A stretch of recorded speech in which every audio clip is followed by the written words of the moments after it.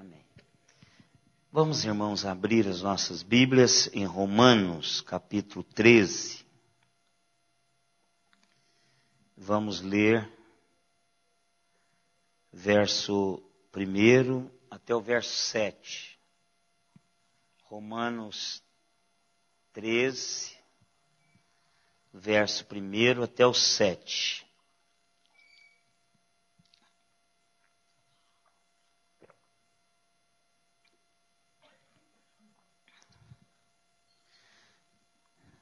Vamos fazer essa leitura, irmãos, alternadamente. Irmão Walter, aproveita que está com o microfone e os irmãos leem com ele, para que os irmãos que estão conectados via internet estejam também acompanhando.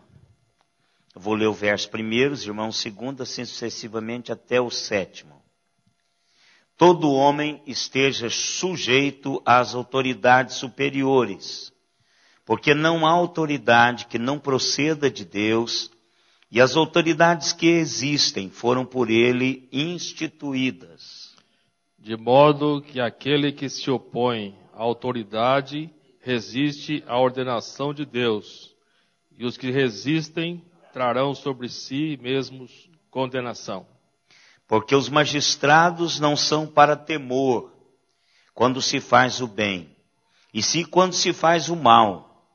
Queres tu não temer a autoridade, faz o bem e terás louvor dela. Visto que a autoridade é ministro de Deus para teu bem. Entretanto, se fizeres o mal, teme, porque não é sem motivo que ela traz a espada, pois é ministro de Deus, vingador, para castigar o que pratica o mal. É necessário que lhe estejais sujeitos, não somente por causa do temor da punição, mas também por dever de consciência. Por esse motivo, também pagais tributos, porque são ministros de Deus, atendendo constantemente a este serviço.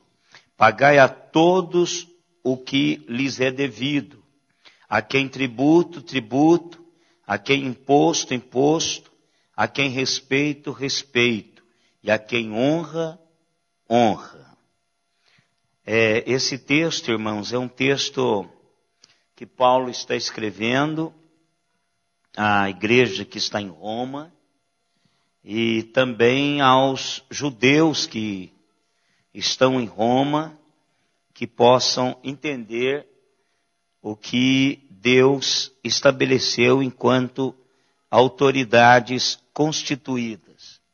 Duas realidades que eu vejo nesse texto, que tem falado muito ao meu coração e dado-me uma consciência maior de responsabilidade para o que está acontecendo no nosso país, especificamente.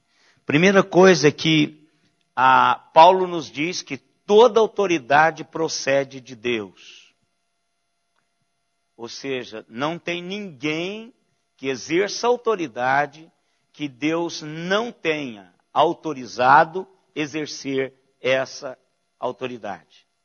Segunda realidade é que ele diz que todas as autoridades que existem foram por ele instituídas. Então, o que eu estou entendendo é que... Oi, irmão Renato, estamos orando pelo senhor está aqui, rapaz? Seja bem-vindo de novo. Isso é uma fortaleza, esse irmão.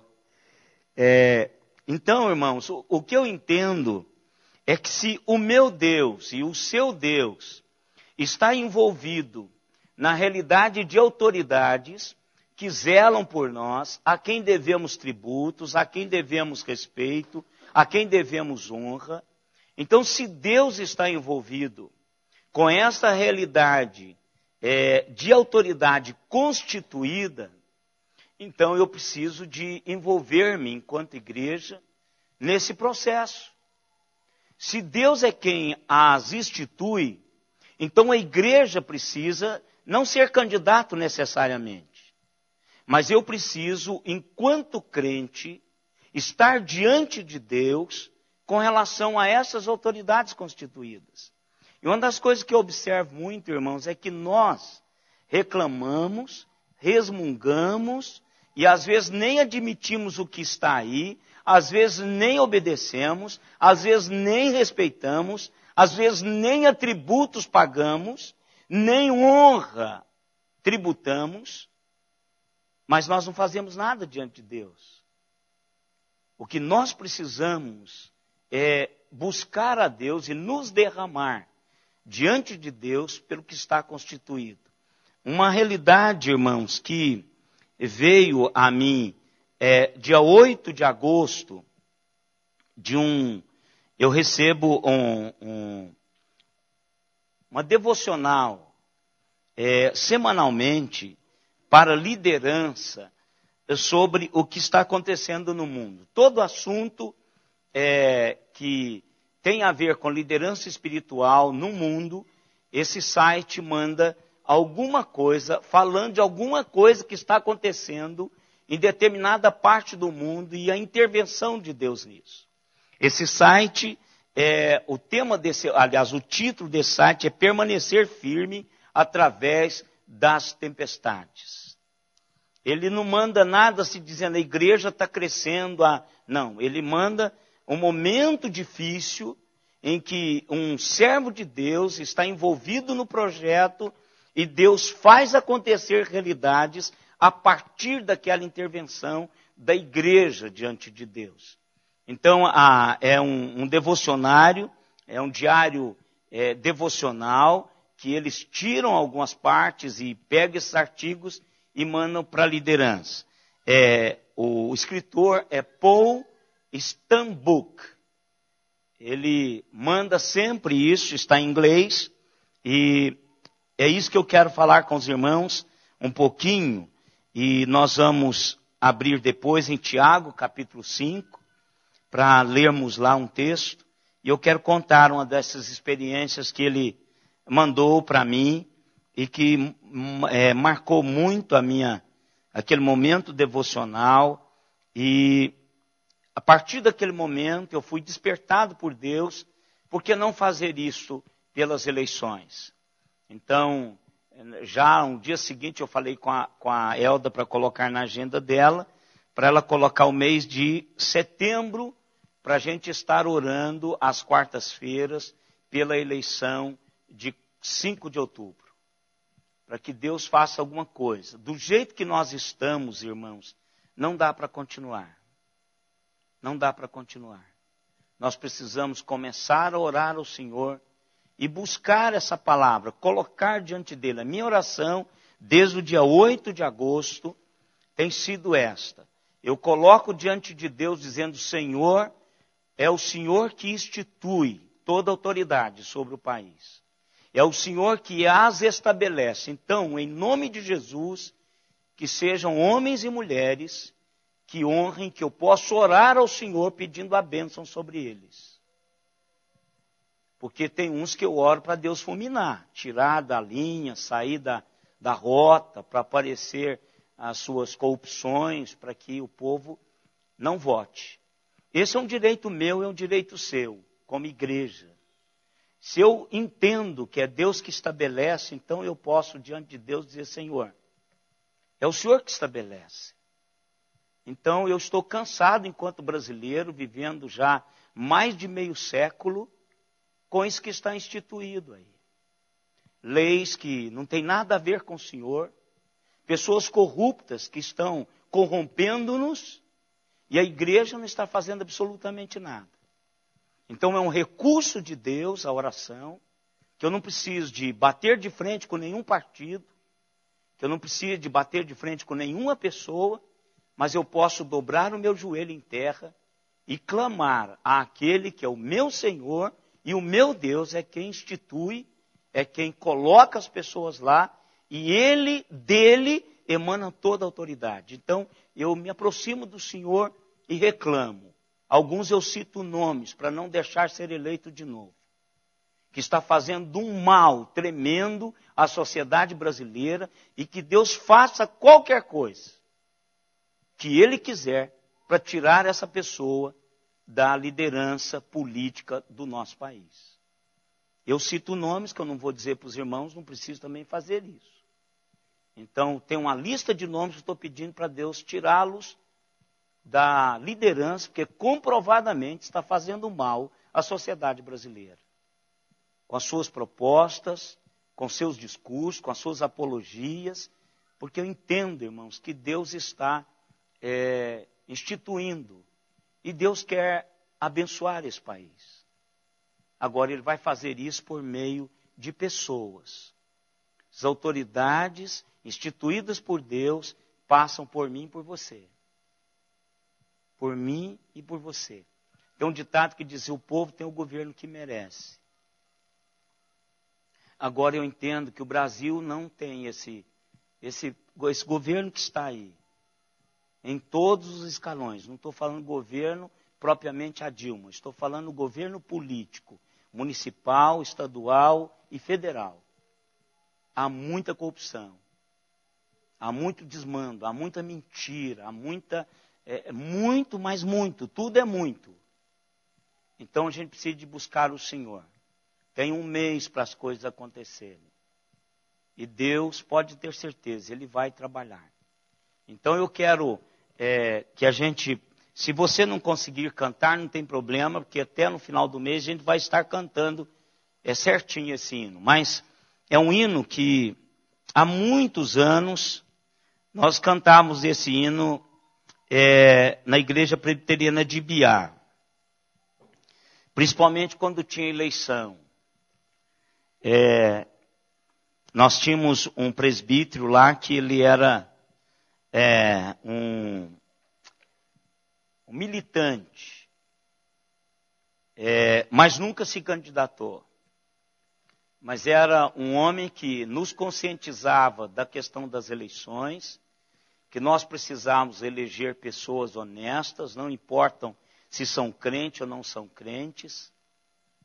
Importa colocar pessoas competentes. Se ela for crente, tudo bem. Agora, se não for, não tem problema. A Bíblia não diz que essas autoridades seriam crentes. E não eram. Paulo estava escrevendo de autoridades que não eram crentes. Autoridades do Império Romano. Então, Paulo traz a nós, e esse irmão deu-nos essa consciência de que nós precisávamos votar diante de Deus. Por isso que eu não importo se eu vou ganhar ou se eu não vou ganhar. Paulo diz aqui, por causa da minha e da sua consciência. Eu vou votar com aquilo que Deus tem colocado no meu coração. Eu perdi meu voto. Perdi meu voto por quê? Porque o cara não ganhou. Não estou preocupado com isso. Eu preciso de entender o que Deus quer e votar. Pode não ser agora. Pode ser depois. Mas por causa da minha consciência, eu preciso de fazer isso. Então eu e vocês vamos aprender um pouquinho esse mês sobre isso. 3, 7, 6. Quem conhece esse hino? Cadê a letra aí, meu irmão? Para a gente... Divino Salvador, contempla com favor. Pronto. Então vamos colocar em pé e vamos cantar esse hino. Ele é longo, por isso nós vamos cantar um só. Ele tem 6 estrofes. Porque ele abrange toda uma... E a gente canta muito pouco esse hino. É lindo. Vamos lá.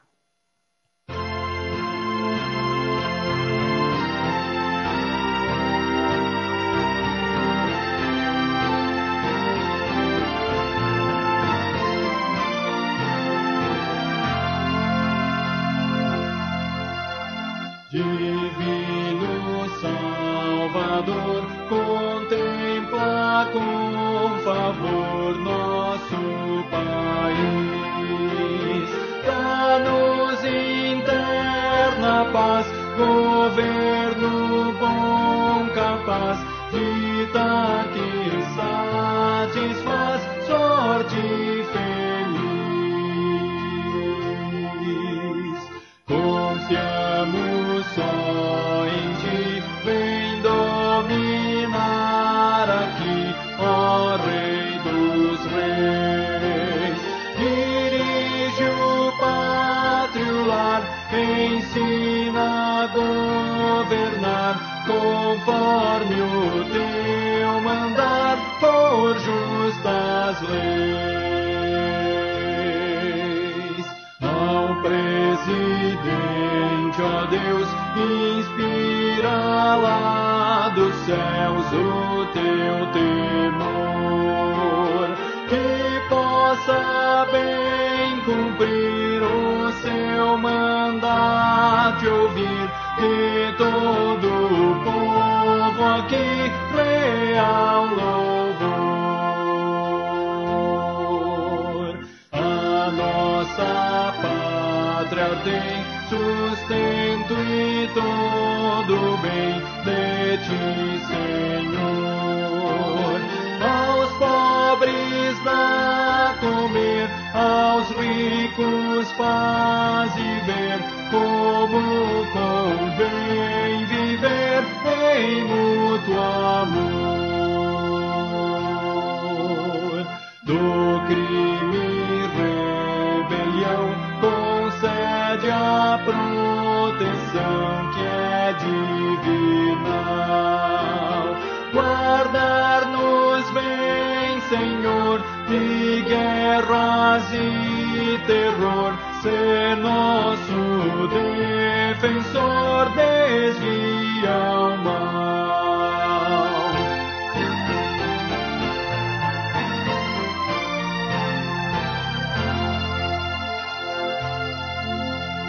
Poder supremo tens, depara os altos bens da salvação.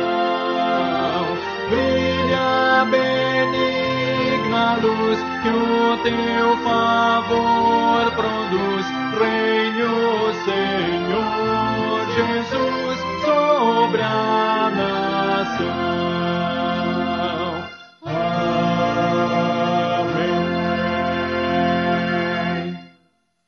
Pai amado, nós lemos a Tua palavra, e a Tua palavra nos diz que do Senhor emana toda a autoridade, que o Senhor estabelece a toda a autoridade. Por isso, ó Pai, nós estamos, enquanto igreja do Senhor, na Tua presença, clamando, ó Pai, pelo nosso país. Que este hino, Deus, seja de fato a nossa primeira oração ao Senhor, entendendo, ó Deus, que o Senhor é soberano também sobre a nossa nação. E que a Tua palavra nos diz que o coração do rei, nas Tuas mãos, é como ribeiros de água.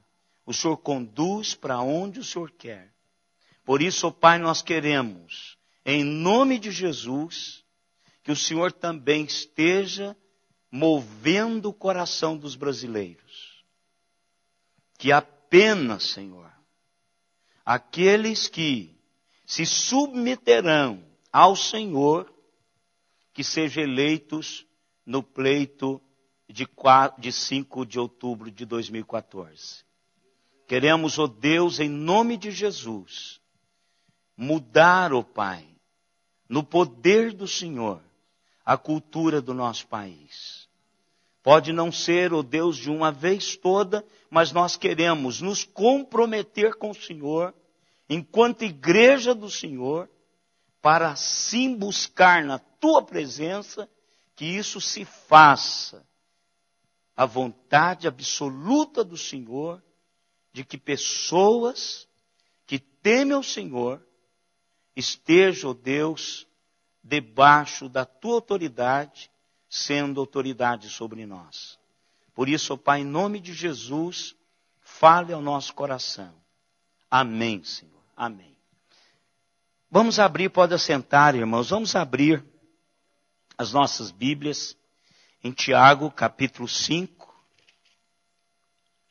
É o texto que eu mais tenho lido nesses dias. E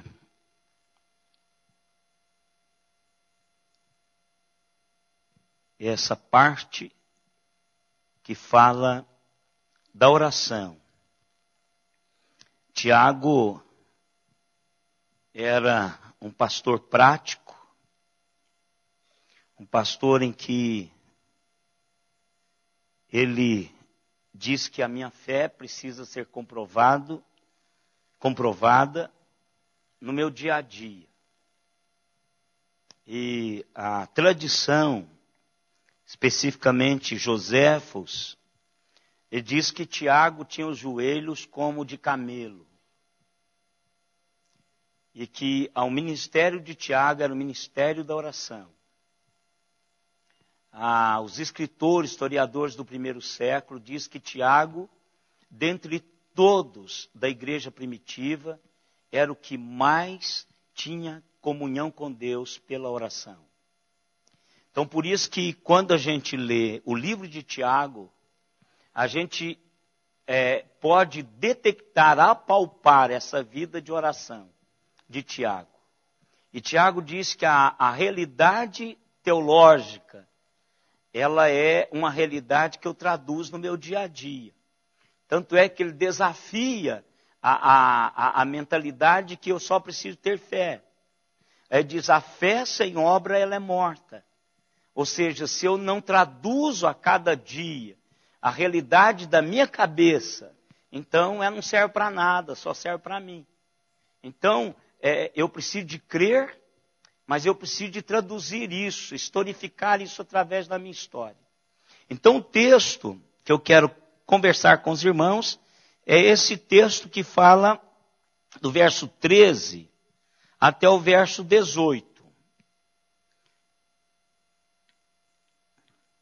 Que ele vai traduzir essa questão da oração. Está alguém entre vós sofrendo? Faça oração. Está alguém alegre? Cante louvores. Está alguém entre vós doente? Chama os presbíteros da igreja e estes façam oração sobre ele, ungindo com óleo em nome do Senhor. E a oração da fé salvará o enfermo, e o Senhor o levantará. E se houver cometido pecado, ser-lhe-ão perdoados. Confessai, pois, os vossos pecados uns aos outros, e orai uns pelos outros, para serdes curados. Muito pode, por sua eficácia, a súplica do justo.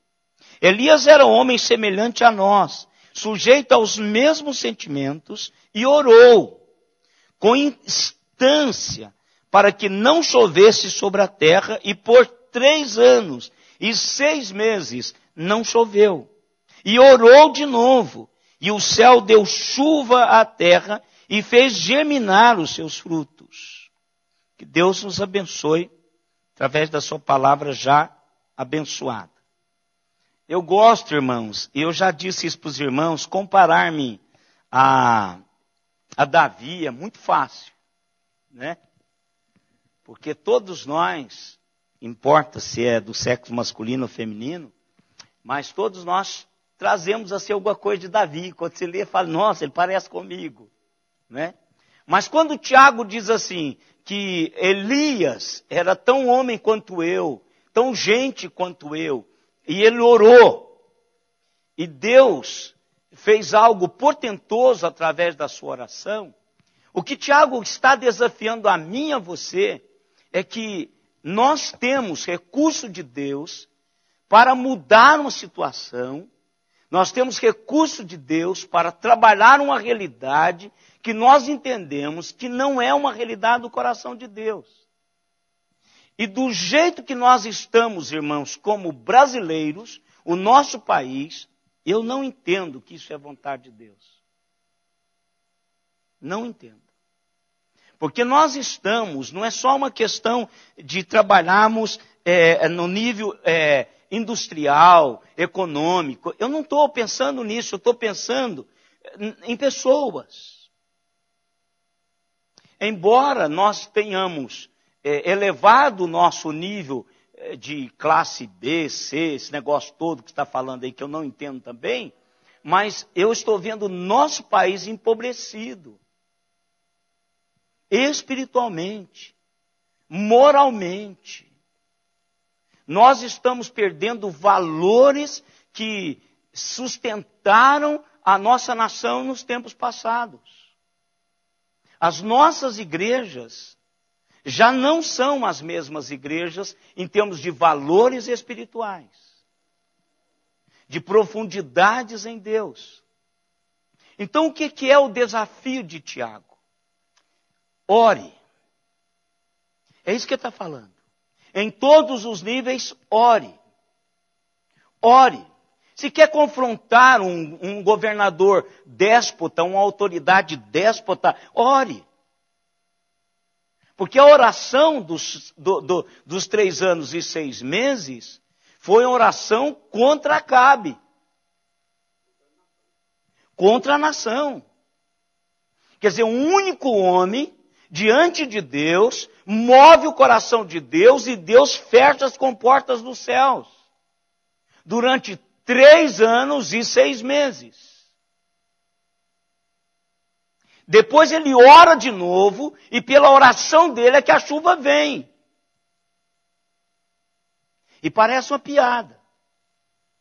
O rei está na presença dele e diz, rei, desça depressa, porque senão a chuva vai lhe pegar. E era como uma nuvem do tamanho da mão. Ele diz, pode correr que ela vai lhe pegar na estrada. Então, irmãos, eu entendo que a igreja, eu e vocês, enquanto igreja, e não precisa de muita gente, nós precisamos começar a fazer isso. Pelos nossos filhos, pelos nossos netos e pelos nossos bisnetos. Eu creio que eu vou morrer e vai estar ainda bem.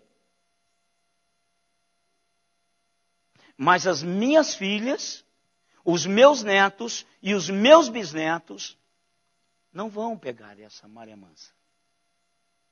Nem na igreja, nem na sociedade.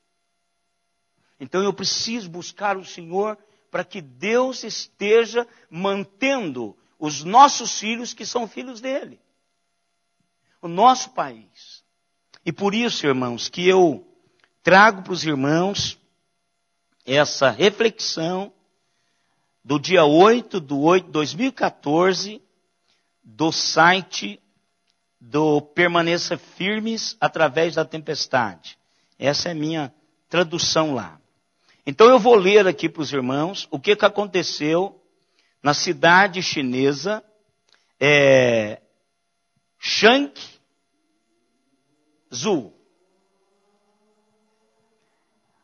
Durante 15 anos, de 1981 a 1995.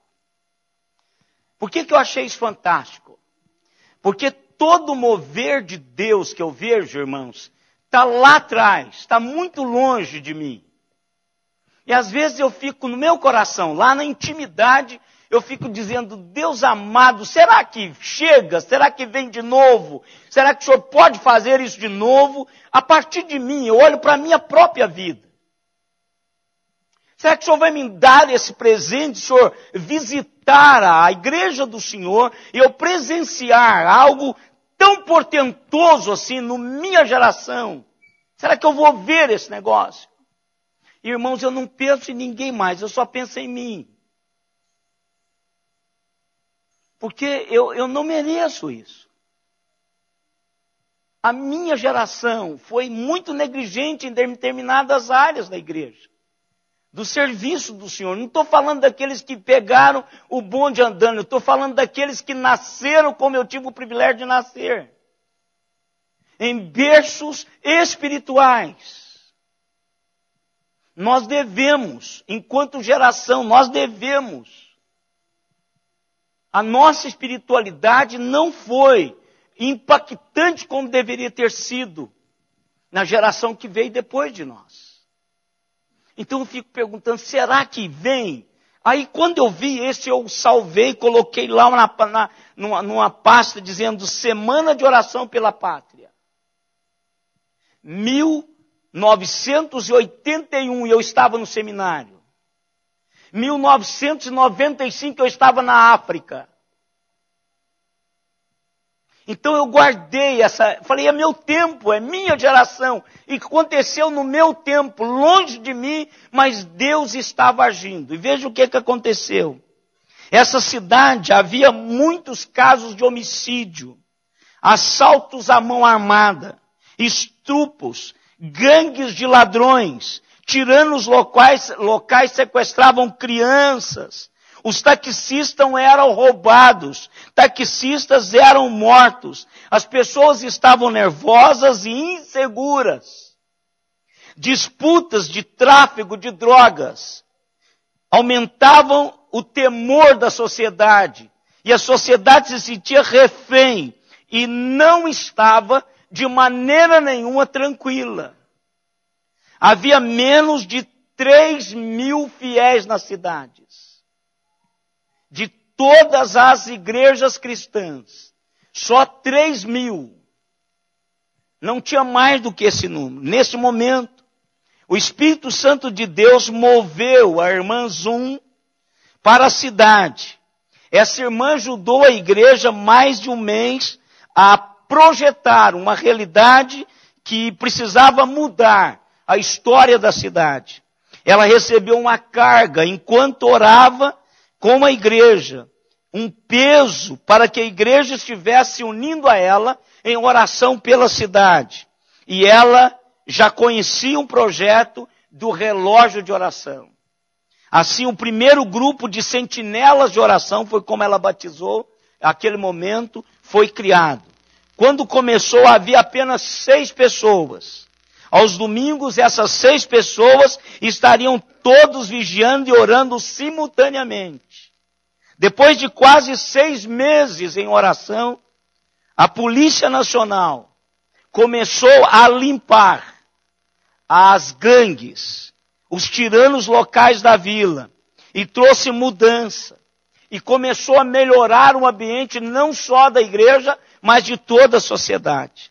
No momento em que as crianças, que ela sabia que crianças eram sequestradas, ela começava a jejuar e orar com este grupo, todos os dias, orando e dizendo, ó Deus Pai, salve e resgate essas crianças, enviam a vovó para cuidar delas.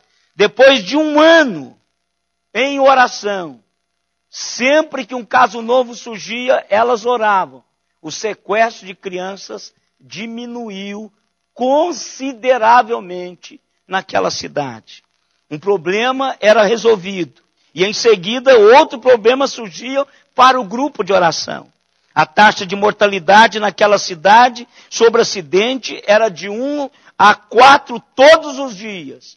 E elas colocaram, aquele grupo colocou o problema do trânsito em oração também. E Deus abençoou de tal maneira que consideravelmente o trânsito foi mudando à medida que esse grupo estava orando. Oraram e confiaram em Deus para resolver os problemas do trânsito também. De 1995 até dia 8 de agosto de 2014, pequenos grupos de vigília de oração têm se expandido em vários grupos principais, e cada pessoa ora em um tempo designado, e o tempo para a oração gira para outra pessoa de outro grupo, e assim eles oram diariamente. Agora, o grupo se expandiu e transformou-se numa rede de oração. A cidade está tranquila e segura. A obra do Evangelho é estável e em constante expansão. Existe mais de 30.000 cristãos participando hoje nessa cidade das reuniões de oração. As atitudes das pessoas e aparência mudaram, foram renovadas. Apesar de existirem muitos trabalhadores demitidos, eles parecem ser capazes hoje, pela oração desse grupo, de conseguir o suficiente para alimentar seus familiares, e entendem que Deus está por trás disso. Este é verdadeiramente o efeito da oração. Trabalho feito pelo nosso Pai Celestial por uma cidade, quando o grupo resolve colocar em prática a palavra. Hoje, eu escrevi, dia 8 de agosto de 2014. Hoje, eu me comprometo a acreditar que Deus pode fazer alguma coisa pela minha nação.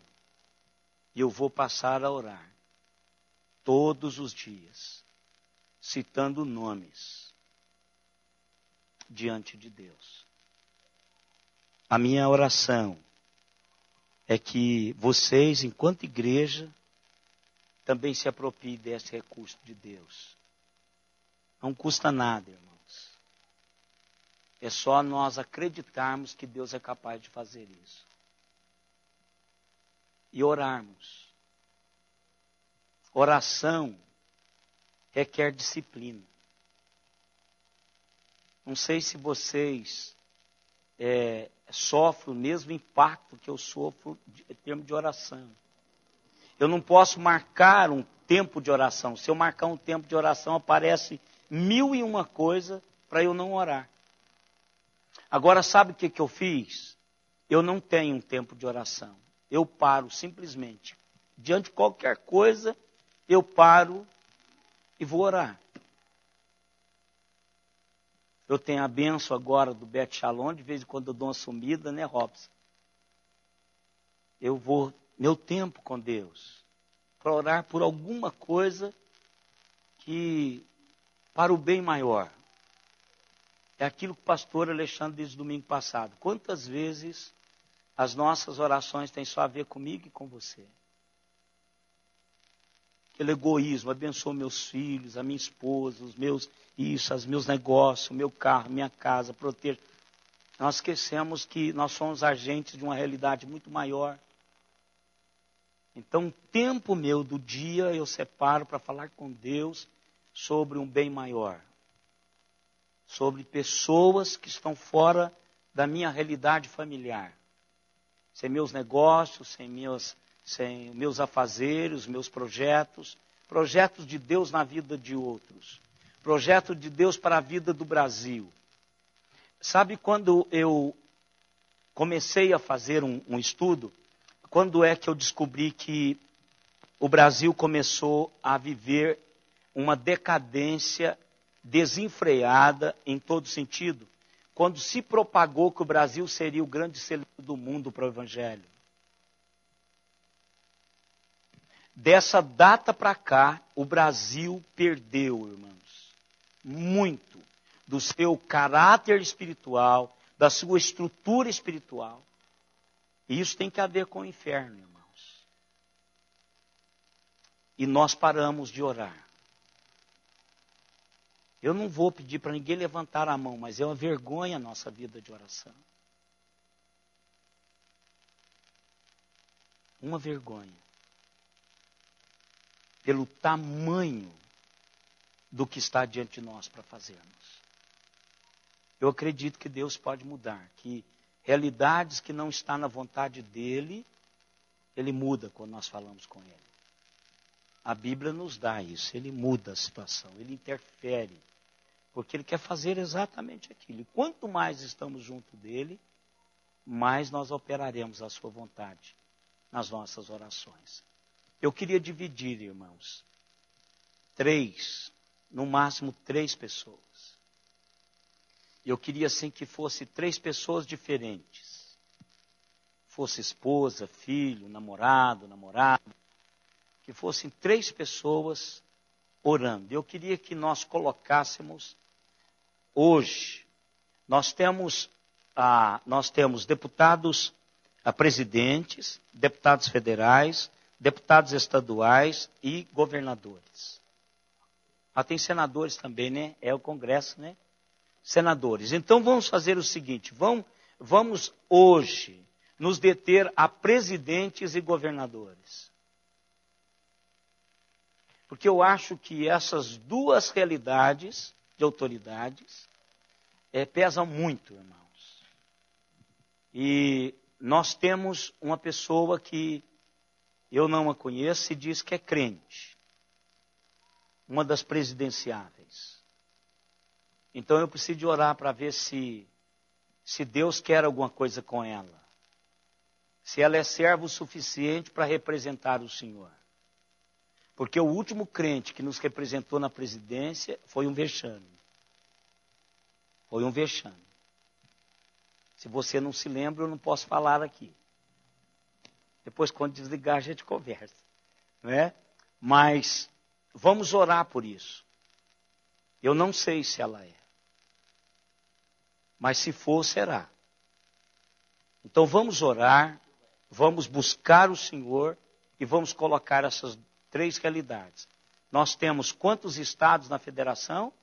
27. 27. É o senhor atualizou.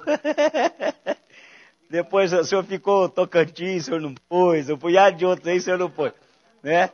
Então, 27 estados. Então, nós teremos 27 novos governadores. E um presidente. Então, nós precisamos orar. 3 pessoas, divide aí. E quando você terminar, você pode dar um abraço no seu grupo e pode ir embora. Tá bom? Deus abençoe. Quarta-feira nós vamos estar de novo aqui, falando, trazendo mais uma realidade. 3 pessoas. Pode pegar aí 3 diferentes. Pode ir lá para a ponta, pode ir lá para o outro salãozinho lá, pode ir para o púlpito lá, ó. Não tem nenhum problema.